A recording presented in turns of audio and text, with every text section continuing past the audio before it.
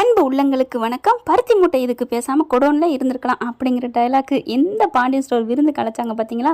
கரெக்டான பொருத்தமாக இருக்குன்னு நினைக்கிறவங்க கமெண்ட் பாக்ஸில் கருத்தை தெரிவிச்சிருங்க ஃப்ரெண்ட்ஸ். ஆனால் ஆமாங்க, சும்மாவே ஏதாவது நோண்டி விட்டுட்டே இருந்தார் சக்திவேலு. இப்போ பூதாகரமாக கதிர் ராஜியை கல்யாணம் பண்ணது தப்புன்னு சொல்ல ஓட்டவாய் கோமதி இத்தனை நாள் வரைக்கும் கடமை பிடிச்சிக்கிட்டு இருந்துச்சு, கடை பிடிச்சிக்கிட்டு இருந்துச்சு, காப்பாற்றிக்கிட்டு இருந்துச்சு. இப்போ அண்ணே நான் தானே கல்யாணம் பண்ணி வச்சேன், என் புள்ள ஒன்றும் கல்யாணம் பண்ணலை அப்படின்னு சொல்ல, அப்போ நீ தான் இந்த மாதிரி கேவலமான வேலை பண்ணிதான் அண்ணே பாத்தியாண்ணே பொண்டாட்டி மூலமாக வர்ற சொத்தை அனுபவிச்சுக்கலான்னு நினச்சி இவன் பண்ணியிருக்கேன்னு நான் நினச்சா கடைசியில் நம்ம தான் விட்டுட்டோம். நம்ம மருமக மூலமாக அனுபவிக்கணும் அப்படின்ட்டு நம்ம பிள்ளைய கல்யாணம் பண்ணியிருக்கானே.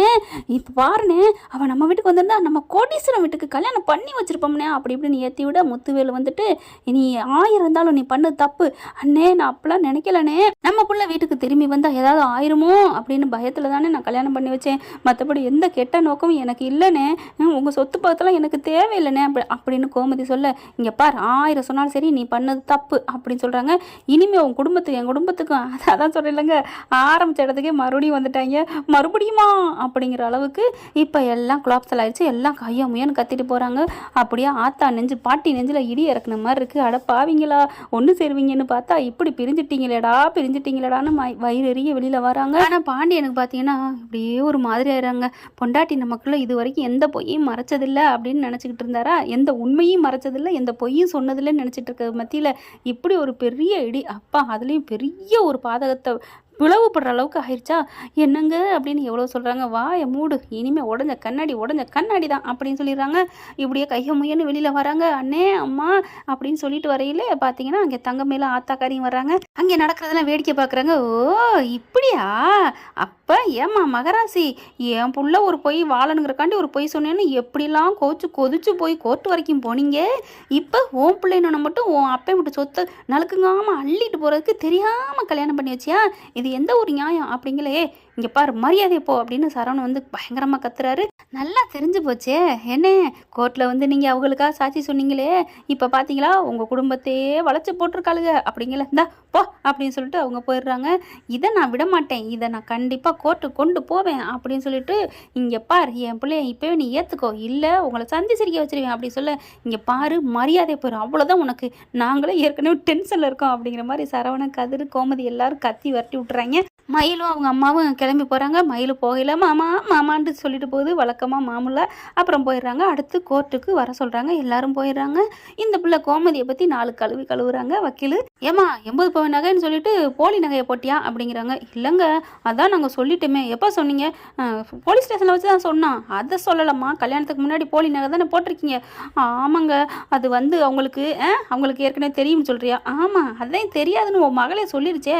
இல்லை போலீஸ்காரவங்க போய் சொல்கிறாங்க அப்படின்னு செம்ம காண்டாகிறாங்க. அப்படியே கத்த போகிறாங்க போலீஸ்காரவங்க. கூண்டில் எதாக இருந்தாலும் சொல்லுங்கள் அப்படிங்கிறாங்க. இந்த அம்மா முழுக்க பொய்யுங்க, அந்த பொண்ணே எல்லாம் வாக்குமூலம் கொடுத்துருச்சு, இதை பாருங்க அப்படின்னு வீடியோ காமிக்கிறாங்க. கோமதி இல்லைங்க பாக்கியம் ஆடி போகுது. என்னது வீடியோ எடுத்துருக்காளுங்களா, ஐயோ இது தெரியாமல் போச்சே அப்படிங்கிறாங்க. சரிங்க 80 பவுன் சொல்லி போட்டோம், இதுக்கு என்ன பண்ணுறது, என் பொண்ணு தங்கம். இன்னொன்று தெரியுமா, இவங்க புள்ள வாழ்க்கைக்காக என்னென்ன பண்ணியிருக்காங்க தெரியுமா? அண்ணன் பிள்ளைய இந்த மாதிரி ஓடி போச்சுங்க, அந்த பிள்ளைய பிடிச்சி கல்யாணம் பண்ணி வச்சுருக்காங்க புருஷனுக்கே தெரியாமல். அப்போ இவங்களுக்காக மட்டும் போய் சொல்லலாம், இவங்களுக்கு ரத்தம் எங்களுக்கு தக்காளி சட்னிங்களா அப்படின்னு சொல்ல, என்னம்மா இங்கே நடக்குது அப்படிங்கல. ஆமாம் அப்படிங்கிறாங்க. வேணும்னா அவங்க வீட்டு ஆளுகளை கேளுங்க அப்படின்னு சக்திவேலை கூப்பிட்டு வச்சு கேட்குறாங்க. ஆமாங்க என் பிள்ளைய கூட்டிகிட்டு ஓடி போயிட்டான் அப்படிங்கிறாங்க. மரியாதையாக பேசுங்க அப்படின்னு சொல்லிட்டு கோமதி கத்துறாங்க. அதுக்கப்புறம் எதா இருந்தாலும் கூண்டில் பேசுங்க அப்படிங்கிறாங்க. சக்திவேல் என்ன பண்ணுறாங்க, என் பிள்ளை போயிடுச்சு தாங்க, ஆனால் இந்த அம்மா என்ன பண்ணியிருக்கணும், என் வீட்டில் கொண்டாந்து விட்டுருக்கணும், ஆனால் என்ன பண்ணாங்க, தான் பிள்ளைய மனச்சு மயக்கி எப்படியும் கல்யாணம் பண்ணி வச்சுட்டாங்க அப்படின்னு சொல்ல, என்னம்மா இதெல்லாம் உண்மையா அப்படிங்கிறாங்க. ஆமாங்க கல்யாணம் பண்ணி வச்சிருந்தேன், ஆனால் என் அண்ணன் குடும்பம் நல்லா இருக்கணுக்காக தான் பண்ணேன். உடனே பாக்கி அங்கே எடுத்துட்டு பார்த்தீங்களா இவங்க அண்ணன் குடும்பம் நல்லா இருக்குன்னு இவங்க நினச்சி பொய் சொல்லுவாங்களாம், புருஷனுக்கே மறைப்பாங்களாம். ஆனால் என் பிள்ளை நல்லா இருக்கும் நான் பொய் சொல்லக்கூடாதா, 1000 பொய்யா சொன்னேன், ஒரு கல்யாணத்துக்காண்டி 3 பொய் தாங்க சொன்னேன், அவ்வளோதாங்க, இதெல்லாம் தப்பாங்க அப்படின்னு வாயில் துணியை வச்சுட்டு அழுகுது. அதுக்கப்புறம் பார்க்குறாங்க. ராஜி என்ன பண்ணுறாங்க, நான் ஒன்று சொல்லலாமா அப்படின்னு சொல்ல, கூண்டில் ஏறி சொல்லுது, என் புருஷன் கதிர் தான், அவரை எனக்கு பிடிச்சிருக்கு, அப்போ கல்யாணம் வேணால் வேறு மாதிரி நடந்திருக்கலாம், ஆனால் அவர் எனக்கு இப்போ ரொம்ப பிடிச்சிருக்கு, அதனால இந்த கேஸுக்கும் எங்கள் கல்யாணத்துக்கும் சம்மந்தமே இல்லை, இவங்க பொய் சொல்லி கல்யாணம் பண்ணியிருக்காங்க, அதுக்கு என்ன கேஸ் நடக்குதோ அதை பார்த்துக்கோங்க, என் புருஷன் ஒன்று என்னை வேணான்னு சொல்லலையே, டைவர்ஸ் பண்ணலையே, நாங்கள் அது கேட்டு வந்திருக்கோமா, எதுக்குங்க சம்மந்தம் இல்லாத கேஸை இங்கே முடிச்சு போடுறீங்க அப்படின்னு சொல்ல, உடனே பாக்கி வந்துட்டு, ஐயா நான் ஒன்று சொல்லணும், எதா இருந்தாலும் கூண்டில் சொல்லு, இங்கே பாருங்கள் எதுவோ எப்படி அங்கே பொய் தானுங்க, இந்த புள்ள வேணா அந்த பையன் தான் உசுறு புருஷன்னு நினைக்கலாம். அதான் அந்த பையனுக்கு இந்த புள்ள மேலே வெறுப்பா இல்லைங்க, வெறுப்பு தான் இருக்குது. ஆத்தாக்காரி கட்டி வச்சுட்டாளேன்ட்டு அந்த புள்ள பாவங்க. இவங்க பொய் சொல்லி நடிக்க வச்சு கல்யாணம் பண்ணிட்டாங்க. இவங்க மட்டும் இவங்க பிள்ளைக்கு பொய் சொல்லலாம். நான் சொன்னதில் தப்பே இல்லை, என் பிள்ளைய 2 பேரையும் வாழ வைங்க, நான் வேணா கேஸை வாபஸ் வாங்குறேன் அப்படின்னு கோமதி கத்துறாங்க. நிறுத்துறீங்களா அப்படின்னு கதிர் கத்திடுறாரு.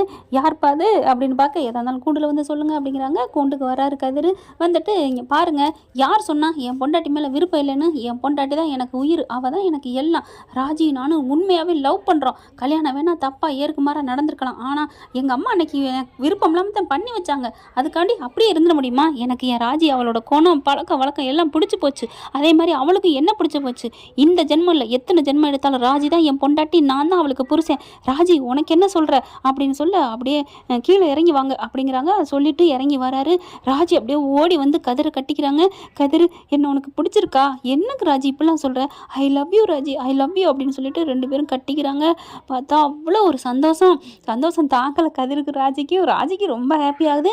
இந்த கேஸுக்கும் எங்களுக்கும் எந்த சம்மந்தம் இல்லை. இந்த கேஸ் என்ன கம்ப்ளைண்ட் கொடுத்துருக்காங்களோ அதை தீர விசாரித்து தீர்ப்பு கொடுங்க இவரான அப்படின்னு சொல்லிட்டு முத்துவேலையும் சத்திவேலையும் அப்படியே முறைச்சி பார்த்த மாதிரி அங்கிட்டு போய் உட்கார்றாங்க. அவங்க கோமதி அழுதுகிட்டே இருக்கு. பாண்டியன் அப்படி தள்ளி போய் நிற்கிறாரு. எதங்க அவர் நொந்துக்குவார்? புள்ள வாழ்க்கை எப்படி போச்சேன்னு நொந்துக்குவாங்களா? இத்தனை வருஷம் 30 வருஷம் வாழ்க்கை வாழ்ந்த நம்ம கோமதி பொண்டாட்டி இப்படி பொய்யா மறைச்சிட்டு இருந்துட்டாலே அப்படின்னுட்டு அதை நினச்சி வேதனைப்படுவாங்களான்னு தெரியல. இது அன்னைக்கே சொல்லியிருந்துருக்கலாம், நான் தாங்க தெரியாமல் பண்ணி வச்சுட்டேன்னு சொல்லி. நைட்டில் தூங்கையில் காலில் விழுந்து மன்னிப்பு கேட்டிருந்தா எந்த கணவனுமே மன்னிச்சிருவாங்க. அந்த யுத்தி இங்கே கோமதிக்கு தெரியாமல் போச்சு. அடுத்து அப்படியே அவங்க அம்மாவை பார்க்குறாங்க ராஜி. அம்மா, நான் பிடிக்காம பண்ணியிருந்தாலும் நாங்கள் நல்லாத்தனமாக வாழ்ந்துட்டுருக்கோம், ஏமா அப்பாவும் சித்தப்பாவும் புரிஞ்சுக்க மாட்டேங்கிறாங்க அப்படின்னு சொல்ல, நான் என்னடி பண்ணுறது, உன் சித்தப்பா ஏற்றி விட்டுட்ருக்காரே அப்படிங்கிறாங்க. அப்பா திறந்துட்டு ரொம்ப ஃபீல் பண்ணுது. இவன் எப்போவுமே இல்லடி, எப்போவுமே அப்படி தாண்டி, திருந்தவே மாட்டான்டி. அவனுக்கு என்ன பையனா, சொத்து முழுக்க ஆட்டையை போட நினைக்கிறான்டி, என்னடி இப்படி இருக்கிறான் அப்படின்னு சொல்லிட்டு ரொம்ப ஃபீல் பண்ணி ரொம்ப வேதனைப்பட்டு இருக்காங்க.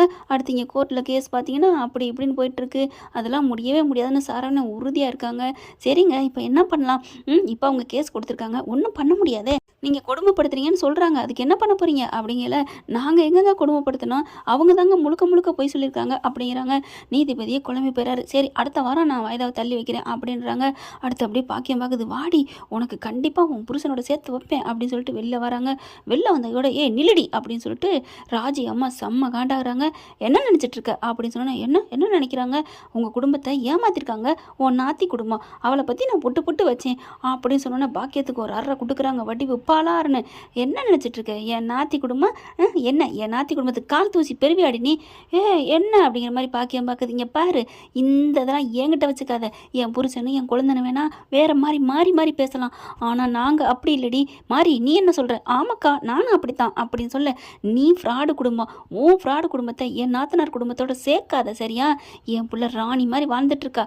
என் பிள்ளைக்கு கல்யாணம் பண்ணி வச்சாதான், அதுக்கு என்ன 2 பேரும் லவ் பண்ணுறேன்னு சொல்லிட்டாங்க, கோர்ட்டில் வச்சு ஊரறிய சொல்லிட்டாங்க. போதுமா? இனிமேல் இந்த ஜென்மத்துக்கு என் கதிர் தான் என் மருமையன், அவரையும் என் பொண்ணையும் இந்த காலத்தில் யாராலையும் பிரிக்க முடியாதுடி. சும்மா ஏதாவது வந்து பேசிக்கிட்டு எங்களை வந்து குட்டையை குழப்பலாம் நினச்சேன்னு இவன் யாராக இருந்தாலும் நான் விட மாட்டேன் அப்படிங்கல. சக்திவேலு முத்துவேலும் பார்க்குறாங்க. என்ன பார்க்குறீங்க? உங்களுக்கும் சேர்த்து தான். என் பிள்ளை என்ன நினச்சிட்டு இருக்கீங்க? என்னமோ சொத்தை பிரிச்சுட்டு போக நினைக்கிறான், பொண்டாட்டி மூலமாக வாங்கிட்டு போக நினைக்கிறான் அப்படிங்கிறீங்க. என்ன நினச்சிட்டு இருக்கீங்க குமாரப்பா? இப்படி நீங்கள் பேசுவேன்னு நினைக்கவே இல்லை தம்பி அப்படின்னு சொல்லிட்டு, ஆனால் ஒன்று, என் சொத்து, என் பணம், என் அப்பா வீட்டிலேருந்து வாங்கிட்டு வந்த எல்லாமே என் மகளுக்கு தான். ஆனால் உங்கள் சொத்தை வேணால் நீங்கள் வச்சுக்கோங்க. என் நாத்தினாலும் சரி, என் பொண்ணும் சரி, உங்கள் சொத்தை கையால் கூட தொட்டு பார்க்க மாட்டா, கண்ணால் பார்க்க மாட்டா. நீங்கள் அதை நினச்சி தானே பயப்படுறீங்க? வேணவே வேணாம். கண்டிப்பாக என் பிள்ளையும் சரி நாத்தும் சரி இந்த சொத்தை திரும்பி பார்க்க மாட்டாங்க அப்படின்னு சொல்லிட்டு, ராஜிமா நீ தைரியமாக போமா, நீ எதுவும் கவலைப்படாத. ஒரு பிரச்சனை நடந்துட்டு இருக்கல, இதுங்க ஏதாவது பிரச்சனை ஏற்படுத்துதுங்க சே அப்படின்னு சொல்லிட்டு கிளம்ப. ஏய் என்ன அப்படின்னு முத்துவேல் சொல்ல, அட சும்மா இருக்குங்க, என்னமோ புள்ள லெட்ரு கொடுத்தோன்னே பொங்கி அழுகிறீங்களே, மனசு மாறிட்டீங்களோ நான் நினச்சி ரொம்ப சந்தோஷப்பட்டேன். இப்படி ஒரு ஆளாக இருப்பீங்கன்னு நினைக்கவே இல்லை, எப்பவும் ஒரே மாதிரி இருக்கணும் அப்படின்னு சொல்லிட்டு அங்கேருந்து கிளம்புறாங்க. அடுத்து பார்த்தா அப்படியே இன்னொன்று சொல்லிக்கிறேன், என்னதான் இருந்தாலும் பாண்டியனை என்னைக்கு இல்லை அன்னைக்கு இன்னைக்கு வரைக்கும் ஒரே மாதிரி தான் இருக்காரு அப்படின்ட்டு போகிறாங்க. இங்கே வீட்டுக்கு வந்ததுக்கப்புறம் அப்படியே நொந்துக்கிட்டு இருக்காரு பாண்டியன். என்னங்க நான் அழுகுறாங்க கோமதி, என்னை மன்னிச்சிருங்கன்னு சொல்லிட்டு எல்லாரும் வந்து மன்னிப்பு கேட்குறாங்க. மன்னிச்சிருங்கப்பா, பாவம் அம்மா அப்படிங்கல டக்குன்னு பாண்டியன் எந்திரிக்கிறாரு. எந்திரிச்சிட்டு கதிர் கொஞ்சம் தள்ளி நிற்கிறாரா, அப்படியே கதிர்கிட்ட போகிறாரு. போயிட்டு அப்படியே கட்டி பிடிக்கிறாரு. கதிர் பார்க்குறாங்க. அப்பா என்னப்பா என்ன அப்படிங்கல. இல்லை கதிர், இல்லைடா என்னை மன்னிச்சிடுடா, உன்னை நான் எத்தனை வாட்டி உன்னை நோகடிக்க பேசியிருக்கேன். அப்போ ஒரு வார்த்தை அம்மா தான் எனக்கு இப்படி பண்ணி வச்சான்னு ஏன்டா சொல்லலை. அப்பா ஒரு தப்பு பண்ணிட்டாங்கறக்காண்டி அம்மா பண்ண எல்லா நல்லதையும் நம்ம மறைக்க முடியாதுப்பா, மறக்கவும் முடியாது. எவ்வளோ கஷ்டப்பட்டுருக்காங்க தெரியுமா, நான் பார்த்துருக்கேன். எங்களை 5 பேரையும் சமைச்சு வளர்த்து ஆளாக்கி நான் எப்படிப்பா நான் நல்லா இருக்கணும் தானே அம்மா நினைப்பாங்க. அம்மா எனக்காக எவ்வளோ பண்ணியிருக்காங்க, அவங்களுக்காக நான் இதை ஒன்று பண்ணேன். அது ஒன்றும் தப்பாக இல்லைப்பா. அன்னைக்கு வேணால் மனசு வந்திருக்கலாம், இன்னைக்கு என் பொண்டாட்டி ராஜி தான் எனக்கு எல்லாம் நான் நினச்சி முடிவு பண்ணிட்டேன். அதனால நான் எதுக்கும் நீங்கள் பயப்படாதீங்க. இருந்தாலும் இல்லைடா எனக்கு கஷ்டமாக இருக்குடா, உன்னை நான் ரொம்ப திட்டேன்டா. என் பொண்டாட்டி உன் வாழ்க்கையை கெடுத்து வச்சுட்டாளா, பிடிக்காத கல்யாணத்தை பண்ணி வச்சுட்டாளா, அதுக்காக நான் அவளுக்காக மன்னிப்பு கேட்குறேன் அப்படின்னு காலில் விழுகிறாரு. அப்பா அப்படின்னு சொல்லிட்டு காலை பிடிச்சி தூக்குறாங்க கதிர். ஏப்பா அப்படிங்கல. இல்லைடா அவள் பண்ண தப்புக்கு நான் மன்னிப்பு கேட்குறேன். ஐயோ அதெல்லாம் வேணாப்பா, நீங்கள் அம்மா கூட சேர்ந்துருந்தாலே போதும்ப்பா, அம்மா மன்னிச்சுக்கோங்கப்பா அப்படிங்கிறாங்க. அட போடா நீ வேற, என்னப்பா நீ என்னடா நினச்சிட்டு இருக்க, என் பொண்டாட்டி வேணான்னா அவளுக்காக நான் ஏன்டா உன் காலில் விழுகிறேன், அவளுக்காக ஒருத்தன் காலில் விழுகிறேன் அப்படின்னா அப்போ அவள் எனக்கு உசுருன்னு தானடா அர்த்தம். அப்பா அப்போ அம்மா மன்னிச்சிட்டிங்களா, அட போடா என்னடா பண்ணுறது, என்ன பண்ணுறது, எல்லாம் ஆண்டை விட்ட வழி அப்படின்னு சொல்லிட்டு போகிறாங்க. அம்மா அப்பா உங்களை மன்னிச்சிட்டாருமா, உங்களுக்காக என் காலில் விழுகிறாருனா அப்புறம் என்னம்மா நீங்கள் கவலைப்படாதீங்க, போங்க போய் அப்பாட்ட பேசுங்க அப்படின்னு சொல்லிட்டு அம்மாவை அனுப்பி வைக்கிறாங்க. அதுக்கப்புறம் ராஜி வர்றாங்க. ரூம்குள்ளே போனதுக்கப்புறம் ராஜி அப்படிங்கிறாங்க. மீனா சரவணன் செந்தில் எல்லாரும் கதிருக்கு கை கொடுக்குறாங்க. பாவண்டா நீ எவ்வளோ நல்லவன், அம்மாவுக்கா இப்படி ஒரு தியாகம் பண்ணியிருக்கியா அப்படிங்கிறாங்க. அதுக்கப்புறம் மீனா என்ன பண்ணுறாங்க, அப்படின்னு திருவித்தனமாக முழிக்க செந்தில் பார்க்குறாரு. என்ன உனக்கு இதில் சம்மந்தமா, ஹலோ எனக்கு தான் சம்மதம் நான் அன்றைக்கே சொல்லிட்டேனே அப்படிங்கிறாங்க. இல்லடி ஏன் அம்மாவுக்கு சம்மதம் இருக்குது அப்படின்னு உனக்கு தெரியுமா, அது இங்கே பாரு பொய் சொல்லாத பின்னாடி தெரிஞ்சிடும் அப்படிங்கிறாங்களா. பொய்யெல்லாம் சொல்லுங்க, உண்மைதான் அத்தை தான் எல்லாம் பண்ணாங்கன்னு எனக்கு தெரியும். அடி பாவி அப்படின்னு சொல்லிட்டு கோமா போக, எங்க மாமா கோவிக்கிறாருன்னா ஒரு நியாயம் இருக்குது, உங்களுக்கு தான் தெரியுமே அப்படின்னு மீனா பின்னாடியே போகிறாங்க. இங்கே கதிர் ராஜி ரூம்குள்ளே போனோன்னா ராஜி ஓடி போய் கட்டிக்கிறாங்க. என்னாச்சு என்ன கிறுக்கி அப்படிங்கிறாரு. இருந்தாலும் எனக்கு ரொம்ப சந்தோஷமாக இருக்குங்க, எனக்கு ரொம்ப சந்தோஷமாக இருக்குது அப்படின்னு கட்டிக்கிறாங்க. எதுக்கு உன் காதலை இது நாள் வரைக்கும் மறைச்சி வச்சுட்டு இருந்தில்ல, இப்போ தானடா சொல்லியிருக்கிறேன், ஏன்டா அப்படி மறைச்ச அப்படின்னு சொல்லிட்டு ஒரு தலகாணி எடுத்து அடிக்க ஆரம்பிக்கிறாங்க. அவரும் விடு விடு அப்படின்னு சொல்லிட்டு ஓடுறாங்க. ஓகே ஃப்ரெண்ட் பார்க்கலாம், தேங்க்யூ. இந்த வீடியோ உங்களுக்கு பிடிச்சிருந்தா தயவு செய்து லைக் பண்ணுங்க. இன்னும் அப்டேட்ஸ்க்காக சேனலை சப்ஸ்கிரைப் பண்ண மறக்காதீங்க. நம்ம கிட்ட இருக்க எல்லா சேனல்ஸோட லேட்டஸ்ட் வீடியோ அப்டேட்ஸ்க்காக மேல ரைட் சைடுல காட்டுற லிங்கை கிளிக் பண்ணி வாட்ஸ்அப் குரூப்ல ஜாயின் பண்ணுங்க. உங்களிடம் விடைபெறுவது நான் உங்கள் மெஹர்.